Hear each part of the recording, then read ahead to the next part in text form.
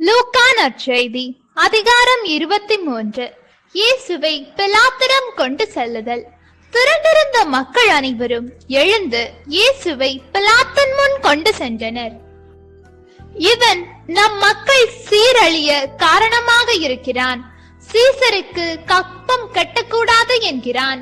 தானே மெசியாவாகிய அரசன் என்று சொல்லிக் கொள்கிறான். இவற்றையெல்லாம் நாங்களே கேட்டோம் என்று அவர்கள் இயேசுவின் மேல் குற்றம் சுமத்த தொடங்கினார்கள். பிலாத்து அவரை நோக்கி, நீ யூதரின் அரசனா என்று கேட்க, அவர், அவ்வாறு நீர் சொல்கிறீர் என்று பதில் கூறினார். பிலாத்து தலைமை குருக்களையும் மக்கள் கூட்டத்தையும் பார்த்து, இவனிடம் நான் குற்றம் ஒன்றும் காணவில்லை என்று கூறினான். ஆனால் அவர்கள், இவன் கலிலேயா தொடங்கி யூதேயா வரை இவ்விடம் முழுவதிலும் மக்களுக்கு கற்பித்து அவர்களை தூண்டி விடுகிறான் என்று வலியுறுத்தி கூறினார்கள். ஏரோது முன்னிலையில் இயேசு. இதை கேட்ட பிலாத்து, இவன் கலிலேயனா என்று கேட்டான். அவர் ஏரோதுவின் அதிகாரத்திற்கு உட்பட்டவர் என்று அவன் அறிந்து அப்போது எருசலேமில் இருந்து ஏரோதிடம் அவரை அனுப்பினான். இயேசுவை கண்ட ஏரோது மற்றற்ற மகிழ்ச்சி அடைந்தான். ஏனெனில் அவரை குறித்து கேள்விப்பட்டு அவரை காணா நெடுங்காலமாய் விருப்பமாய் இருந்தான். அவர் அரும் அடையாளம் ஏதாவது செய்வதை காணலாம் என்றும் நெடுங்காலமாய் எதிர்பார்த்திருந்தான். அவன் அவரிடம் பல கேள்விகள் கேட்டான். ஆனால் அவர் அவனுக்கு பதில் எதுவும் கூறவில்லை. அங்கு நின்ற தலைமை குருக்களும் மறைநூல் அறிஞர்களும் அவர் மேல் மிகுதியான குற்றம் சுமத்தி கொண்டிருந்தார்கள். ஏரோது தன் படை வீரரோடு அவரை இகழ்ந்து ஏளனம் செய்து பளபளப்பான ஆடையை அவருக்கு உடுத்தி அவரை பிலாத்திடம் திருப்பி அனுப்பினார். அதுவரை ஒருவருக்கு ஒருவர் பகைவராயிருந்த ஏரோதும் பிலாத்தும் அன்று நண்பர்களாயினர். இயேசுவுக்கு மரண தண்டனை விதித்தல். பிலாத்து தலைமை குருக்களையும் ஆட்சியாளர்களையும் மக்களையும் ஒன்றாக வரவழைத்தான். அவர்களை நோக்கி, மக்கள் சீரழிய காரணமாயிருக்கிறான் என்று இவனை என்னிடம் கொண்டு வந்தீர்கள்.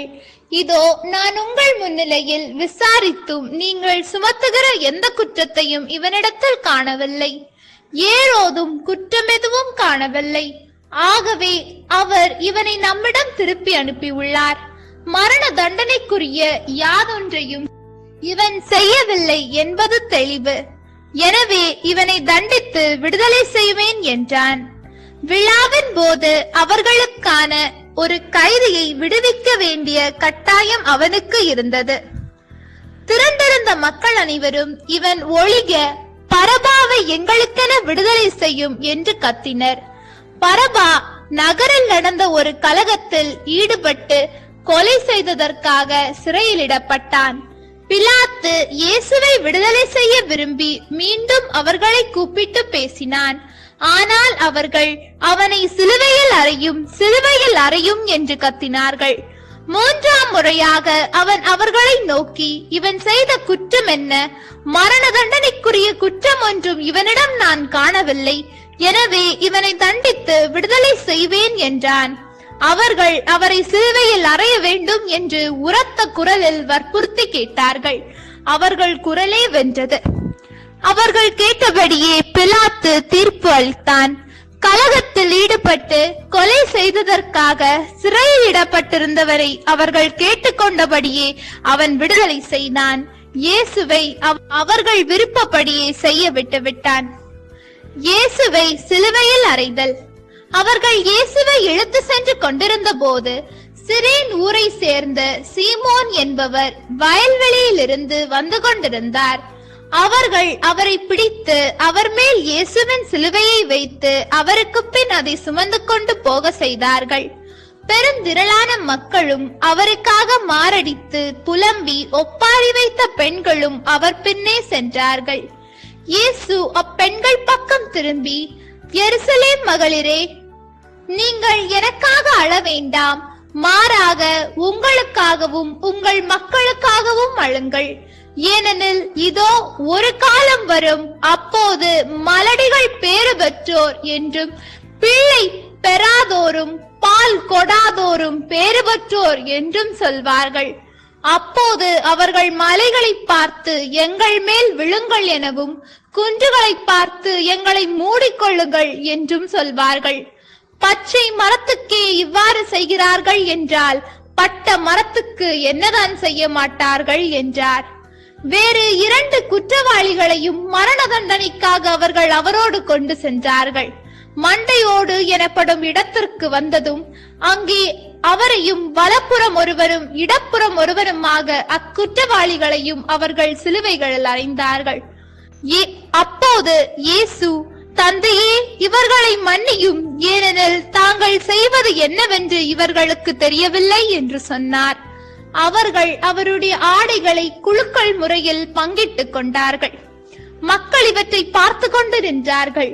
ஆட்சியாளர்கள் பிறரை விடுவித்தான். இவன் கடவுளின் மெசியாவும் தேர்ந்தெடுக்கப்பட்டவனும் ஆனால் தன்னையே விடுவித்துக் கொள்ளட்டும் என்று கேலி செய்தார்கள். படை வீரர் அவரிடம் வந்து புளித்த திராட்சை ரசத்தை கொடுத்து, நீ யூதர்களின் அரசனானால் உன்னை காப்பாற்றிக் கொள் என்று எள்ளி நகையாடினார். இவன் யூதரின் அரசன் என்று அவரது சிலுவையின் மேல் எழுதி வைக்கப்பட்டிருந்தது. சிலுவையில் தொங்கிக் கொண்டிருந்த குற்றவாளிகளுள் ஒருவன், நீ மெசியாதானே, உன்னையும் எங்களையும் காப்பாற்று என்று அவரை பழித்துரைத்தான். ஆனால் மற்றவன் அவனை கடிந்து கொண்டு, கடவுளுக்கு நீ அஞ்சுவதில்லையா? நீயும் அதே தீர்ப்புக்குத்தானே உள்ளாகி இருக்கிறாய். நாம் தண்டிக்கப்படுவது முறையே, நம் செயல்களுக்கேற்ற தண்டனையை நாம் பெறுவோம். இவர் ஒரு குற்றமும் செய்யவில்லை என்று பதிலுரைத்தான். பின்பு அவன், இயேசுவே, நீர் ஆட்சியுரிமை பெற்று வரும்போது என்னை நினைவிற்கொள்ளும் என்றான். அதற்கு இயேசு அவனிடம், நீர் இன்று என்னோடு பேரின்ப வீட்டில் இருப்பீர் என உறுதியாக உமக்கு சொல்கிறேன் என்றார். ஏறக்குறைய நண்பகல் 12 மணி முதல் பிற்பகல் 3 மணி வரை நாடெங்கும் இருள் உண்டாயிற்று. கதிரவன் ஒளி கொடுக்கவில்லை. திருக்கோவிலின் திரை நடுவில் கிழிந்தது. தந்தையே, உம் கையில் என் உயிரை ஒப்படைக்கிறேன் என்று இயேசு உரத்த குரலில் கூறி உயிர் துறந்தார். இதை கண்ட நூற்றுவர் தலைவர், இவர் உண்மையாகவே நேர்மையாளர் என்று கூறி கடவுளை போற்றி புகழ்ந்தார். இக்காட்சியை காண கூடி வந்திருந்த மக்கள் அனைவரும் நிகழ்ந்தவற்றை கண்டு மார்பில் அடித்துக் கொண்டு திரும்பி சென்றனர். அவருக்கு அறிமுகமான அனைவரும் கலிலேயாவில் இருந்து அவரை பின்பற்றி வந்திருந்த பெண்களும் தொலையிலிருந்து இவற்றை பார்த்து கொண்டிருந்தனர். இயேசுவின் அடக்கம். யோசேப்பு என்னும் பெயருடைய ஒருவர் இருந்தார். அவர் தலைமைச் சங்க உறுப்பினர், நல்லவர், நேர்மையாளர்.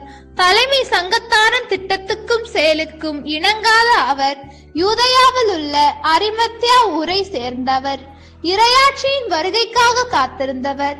அவர் பிலாத்திடம் போய் இயேசுவின் உடலை கேட்டார். அவர் அவரது உடலை இறக்கி மெல்லிய துணியால் சுற்றி பாறையில் குடைந்திருந்த கல்லறையில் வைத்தார்.